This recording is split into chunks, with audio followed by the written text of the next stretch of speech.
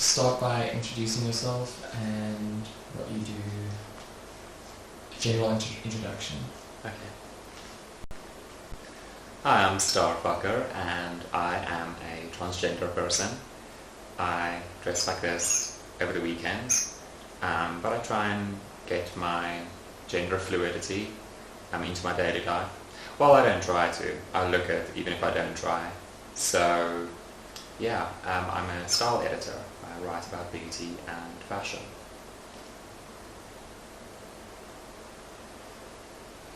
I suppose beauty and fashion has always been completely central to my life. Even before I knew it as concepts, my obsession from my childhood, from my earliest memories, has always been about the way things look. And then later the way things are perceived. Now other people perceive you, how you perceive yourself. And it was natural for me to do that as a job. I landed in it by accident. I never meant it to be my job.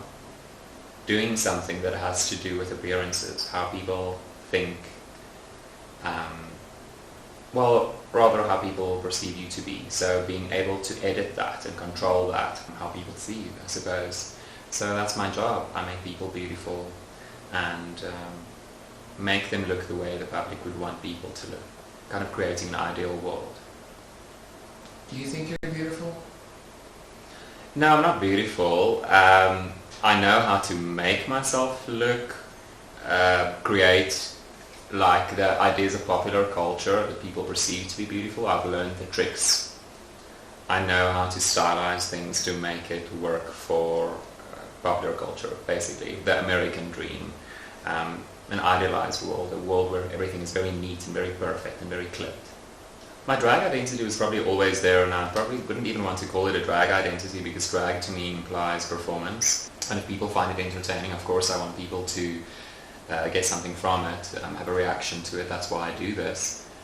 But my gender fluid identity was always there. It was just because of the way I looked, because I never looked like a boy. I always looked ambiguous, so people weren't sure, or they assumed that I was a girl. And then other than that, I always wanted to dress like a girl, really, from my first memory. My first memory really is of me wanting to look like a nurse, because my grandmother was a nurse. Back then they used to wear these little bonnets and this uniform and everything, and I said to my mum, well, I want to be a nurse when I grow up. And she was like, no, you mean a doctor? And I was like, no, I don't want to be a doctor. They don't wear bonnets. I want the little bonnet. I want the little paper cardboard thing in my head. So my grandmother brought that to me, and I've got a picture with, I should really find that picture, of me and my grandmother where I'm wearing the nurse's outfit. If he wants to be a nurse, like, let him dress up as a nurse. So that's probably like the first memory that I have. I was probably about 4 years old. So it was something that was quite secretive. I remember the excitement about getting my first set of lashes, false lashes. So I managed to find a set from the local pharmacy. I was like super excited that in our small little suburban town you could buy false lashes at the pharmacy. So I walked probably like 5 kilometers one Friday night and probably made up a story to my parents about what I was going to get at the pharmacy.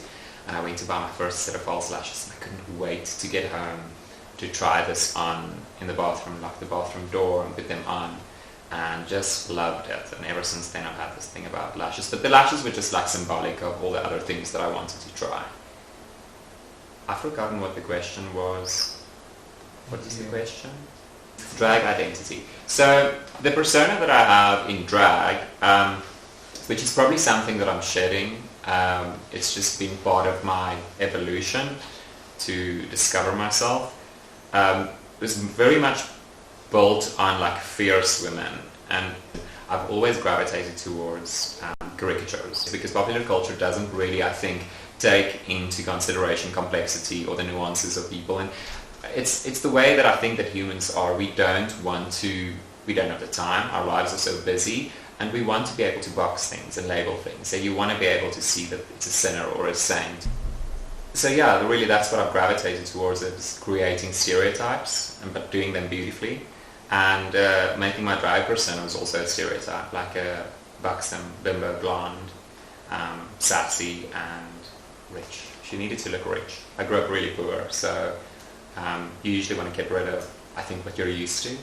So she's always had to be very glamorous and look manly, make it rain. I don't have my nails on. I forgot about my nails. This is awful. The devil is in the details. Shit. So, my name. Got the stars on my nails today. Where I got the name Starfucker from, although it's spelled on Facebook as F-A-W-K-E-R, that's just like the conservative part of me. Yeah. So, Starfucker comes from, it's an Americanism, it's a very LA word, a very Hollywood word, and it really is about wannabes. People who latch onto celebs who either want to sleep with them or just want to bask in their reflected glory. Sorry for the slurring. Because I work in fashion, beauty, and my job has always been about making people beautiful, working with celebrities, their hair, their makeup, their styling. It's kind of a dig at myself because I wanted to be famous when I was younger. I thought that is like the ultimate thing to have or to be.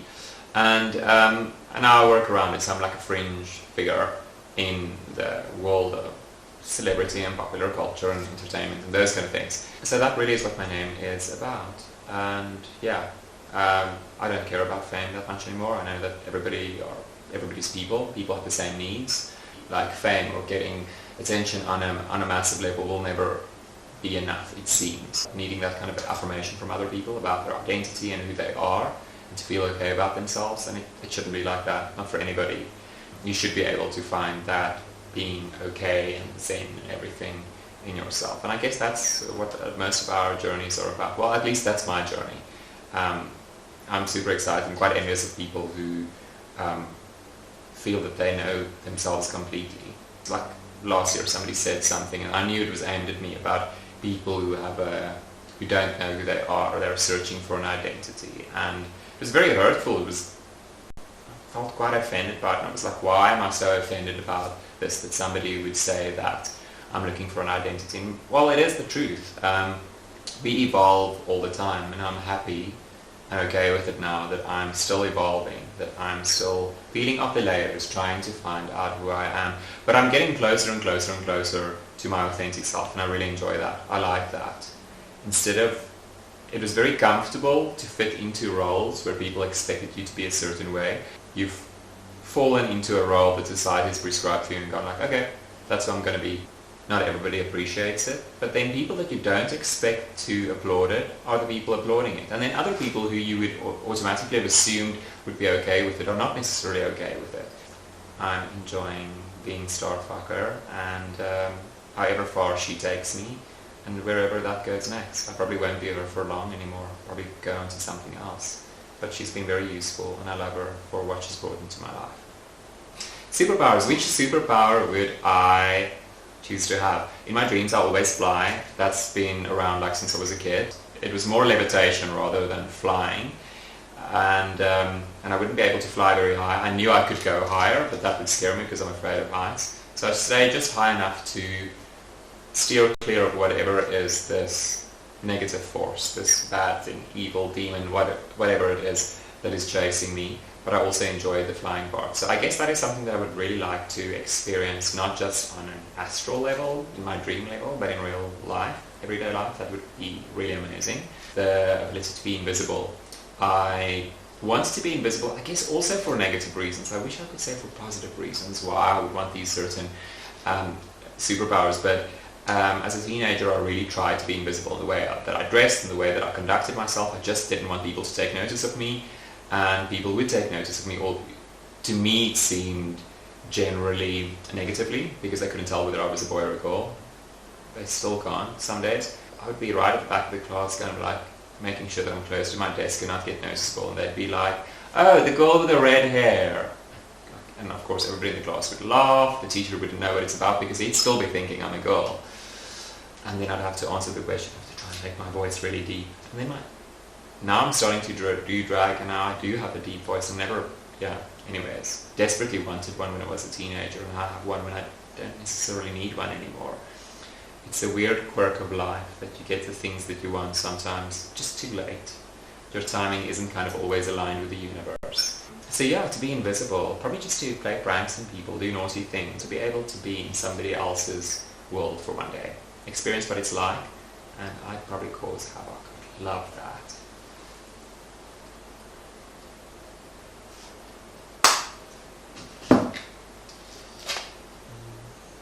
My biggest fear is probably not to be loved. I know my parents love me, but I also know that family and parents aren't always around forever and ever. I guess to always have somebody who loves you, but not anybody, somebody who gets you, somebody who is, if they're not your blood family, your spiritual family, your emotional family, your cultural family. Yeah, not to be okay with myself. I've not been okay with myself for the longest time, so when I die one day, I want to be cool with myself, feel like I'm at peace with what I did, that I did lots or most of the things that I wanted to do. Not have regrets and think like I should have cared less what people think. Trying to constantly remind myself that it doesn't matter what other people think. It really shouldn't matter that much. I don't know why it's such a big part of our society. Maybe it's just me, but I think it is a big part of our society. It's all about appearances, what people think, people's impression of you, image control, image polishing, editing things, portraying it in a certain way. So yeah, to be able to be just okay with who I am. And I think I'm getting there. And it's nice, it's good, it's comfortable, it's a happy place, a content place. Oh, my gummy bear story. When I was a kid, I was obsessed with the gummy bears, and I missed the very last episode of it. My mother was getting something domestic, and I was so upset with my mother that I missed the last episode. And the big reason was that the gummy bears were this small tribe of bears with magical powers. They knew there were other bears out there like them, but they just couldn't find them. And I wanted to know if they found the rest of their tribe. And only now that I'm older, I figure that the reason why I was so obsessed with gummy bears is that I was looking for my tribe. I was always trying to find the people that I was comfortable with. At school I used to make friends with all the people that were odd ones out or new kids who came into school, because I was trying to find that commonality, because I wasn't like anybody else. To be like other people, I just didn't ever come naturally to me. I'm so happy and so grateful for all the people that I find who are like me, whether they're in another country, or whether I live with them in the same house. So find the tribe, it gives you comfort. Share your experiences with people, and they can choose to learn from that, what they want to, and learn from others. Find your other gummy bears. I think that's super important. I should Google gummy bears and see that last episode.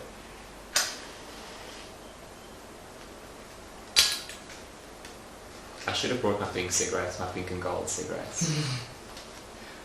Went all the way to New York to get, well, wasn't the only reason of course, but like walked and really researched to find this place that sells Nat Sherman, which is like the only brand that makes pink cigarettes, pink and gold cigarettes.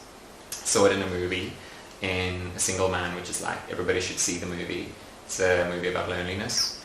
Anybody who's ever been lonely can relate to the story. But there's a gay man in it, and there's his fag guy girlfriend. She's like the ultimate drag queen. She's got big hair, and she's such a drama queen, and she smokes pink and gold cigarettes. And so I researched it fiercely, and finally managed to track down and see that it's Nat Sherman's. So I got these Nat Sherman's, and I saved them just for special occasions. But I forgot them today, I'm sorry. I guess in a big way who we think we are is so much informed by expectations. Expectations that we are raised with from as kids, basic things like, are you a boy, are you a girl, so you should wear pink or you should wear blue, based on whether you're a boy or a girl.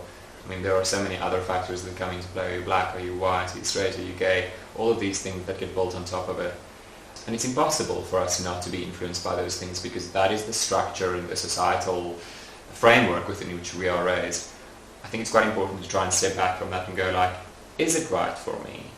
I think many people slip into it easily. Most people do. I don't know if that is because we're culturally geared that way, where it's easy. We're given options, go left or go right. And then you choose that I feel like I'm constantly figuring out who I am. I feel like I'm constantly in adolescence. It'd be nice to get to a place where I go like, okay, yes, this is what I believe in, this is what I not believe in. And I do think I have lots of basic things about morality and all kinds of things that I do believe in, that I've sorted out for myself. But the frills, things about how you're going to dress and all of that is a constant evolution. I'm enjoying going on that evolution, even though it's quite late for me. I feel like a lot of people by a certain age, they go like when they're 25 or when they're 30, this is the career I'm going to have, this is the person I'm going to be to myself, to other people. I think people should challenge themselves and go, the choices that I've made, is it really choices that I've made for myself? Or is it choices that I've made because I've been indoctrinated that way, because my parents expected me to be a certain way, the church or the government or the social group that I'm in expected me to be that way. Like, break out of it, whether you are a boring accountant or whether you're a drag queen. If you want to be a drag queen with a beard or a dirty drag queen, then so be it. You go on that journey. You're going to have to take responsibility for the choices that you've made, of course.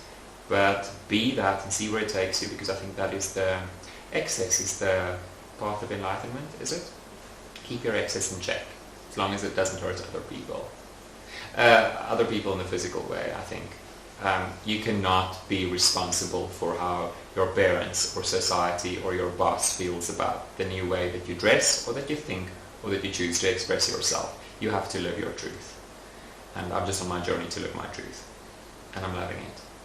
I hope I have enough time to get to a place where I feel really at peace, really enjoy it. But the journey is good. I guess it's about the journey, not the destination.